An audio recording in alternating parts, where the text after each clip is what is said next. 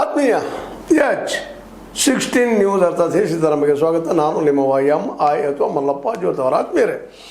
ದಾವಣಗೆರೆ ದಕ್ಷಿಣ ಜೋರ್ದಾರಾಗಿ ಚರ್ಚೆ ನಡೀತಾ ಇದೆ. ಅಲ್ಲಿ ಭಿನ್ನ ಮತಗಳು ಭಿನ್ನಾಭಿಪ್ರಾಯಗಳು ಎರಡು ಪಕ್ಷಗಳು ಜೋರಾಗಿ ಬಿಟ್ಟಿದ್ದಾವೆ. ಒಂದು ಕಡೆಗೆ ನಮ್ಮ SS ಮಲ್ಲಿಕಾರ್ಜುನ ಮಗ ಸಮರ್ಥ ನಿಲ್ಲಲೇಬೇಕು, ನಮಗೆ ಕೊಡಬೇಕು ಲಿಂಗಾಯತಗಳು ಅಂತ ಒಂದು ವಾದ ಜೋರು ಹಿಡಿತಾ ಇದೆ ಕಾಂಗ್ರೆಸ್ನಲ್ಲೇ. ಅದೇ ಕಾಲಕ್ಕೆ ಅಲ್ಲಿ ಮುಸ್ಲಿಂ ಮತದಾರರು ಸಹಿತ ಅದರಲ್ಲೂ ವಿಶೇಷವಾಗಿ ಜಬ್ಬಾರು ನಮಗೆ ಕೊಡಬೇಕಪ್ಪ, ನಾವು ನಿಲ್ತೀವಿ ಅನ್ನುವಂಥ ಮಾತನ್ನು ಮುಸ್ಲಿಮರು ಅಲ್ಲಿ ಮಾತಾಡ್ತಿದ್ದಾರೆ.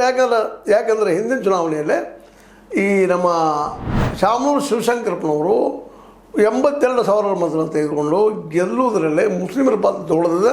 ನೆಕ್ಸ್ಟ್ ಎಲೆಕ್ಷನ್ದಲ್ಲೇ ನಾವು ಮುಸ್ಲಿಮ್ರಿಗೆ ಕೊಡ್ತೀನಪ್ಪ, ಸೀಟ್ ಬಿಟ್ಟು ಕೊಡ್ತೀನಿ ಅನ್ನೋಂಥ ಮಾತಾಡಿದರು. ಅದನ್ನು ಇವತ್ತು ಜೋಳದ ಹೇಳ್ಕೊಂಡಂಥ ಮುಸ್ಲಿಮರು ನಮಗೂ ಕೊಡಬೇಕಪ್ಪ ಈ ಸಲ ಇಲ್ಲ ನಾವು ನಿಮಗೆ ಮತ ಹಾಕೋದಿಲ್ಲ ಅನ್ನೋ ಮಟ್ಟಿಗೆ ಅಲ್ಲಿ ಭಿನ್ನ ಮತ ಜೋರಾಗಿಬಿಟ್ಟದ.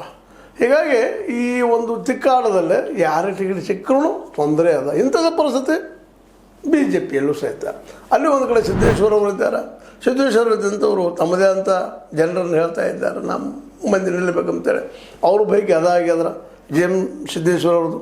ಇನ್ನೊಂದು ಕಡೆ ರೇಣುಕಾಚಾರ್ಯ ಅವರು ಅಜಯ್ ಕುಮಾರ್ ಲಾಸ್ಟ್ ಟೈಮ್ ನಿಂತು ಸೋತಂಥವ್ರು ಅವ್ರಿಗೆ ಕೊಡಬೇಕು ಅನ್ನುವಂಥ ಮಾತು. ಅಂದರೆ ಯಡಿಯೂರಪ್ಪ ವರ್ಸಸ್ ಈ ಒಂದು ಭಿನ್ನ ಮತೀಯರ ನಡುಕ ಒಂದು ತಿಕ್ಕಾಟ ನಡೆದಂಥದ್ದು ಅಂತ. ರೇಣುಕಾಚಾರ್ಯ ಅಂತ ನಿಮ್ಗೆ ಗೊತ್ತದ, ಯಡಿಯೂರಪ್ಪರ ಕಡೆಯವರು. ಸಿದ್ದೇಶ್ವರ ಅವರು ವಿರೋಧ ಮಾಡ್ತಾ ಬಂದಂಥವ್ರು, ನಮ್ಮ ಟಿಕೆಟ್ ಕೊಟ್ಟಿಲ್ಲ, ಇಂದ ಮೋಸ ಮಾಡಿದ್ದಾರೆ ಇವರು ಅಂತೇಳಿ.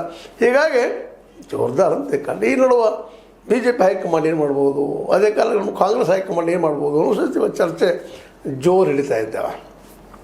ಈ ನೆಲೆಯಲ್ಲೇ ಕೇವಲ ಈ ಒಂದು ಆಯ್ಕೆಯಲ್ಲಿ ಇವ್ರ ವಿರುದ್ಧ ಒಬ್ಬರಿಬ್ಬರು ನಿಲ್ಲಿಸುವಂಥದ್ದು. ಯಾಕಂದರೆ ಇವತ್ತು BJP ಈಗಾಗಲೇ ನಿಮ್ಗೆ ಗೊತ್ತದ, ಕಾಂಗ್ರೆಸ್ಸನ್ನು ಯಾವುದೇ ಪರಿಸ್ಥಿತಿಯಲ್ಲಿ ಸೋಲಿಸಲೇಬೇಕು ನಾವು ಅನ್ನುವಂಥ ಹಳ್ಳಕ್ಕೆ ಬಿದ್ದಿದ್ದಾರೆ. ಅದು ದಕ್ಷಿಣ ಈ ಒಂದು ದಾವಣಗೆರೆಯಲ್ಲಿ ವಿಶೇಷವಾಗಿ ಒಂದು ಹೈ ಕೋರ್ ಮೀಟಿಂಗ್ದಲ್ಲೇ BJPಯಲ್ಲೇ ಅವ್ರು ಏನು ನಿರ್ಧಾರ ಮಾಡಿದಾರಪ್ಪ ಅಂದ್ರೆ ಎರಡೂ ಪಂಗಡಗಳು ಬೇಕಾಗಿಲ್ಲ. ಒಂದು ಕಡೆ ನಮ್ಮ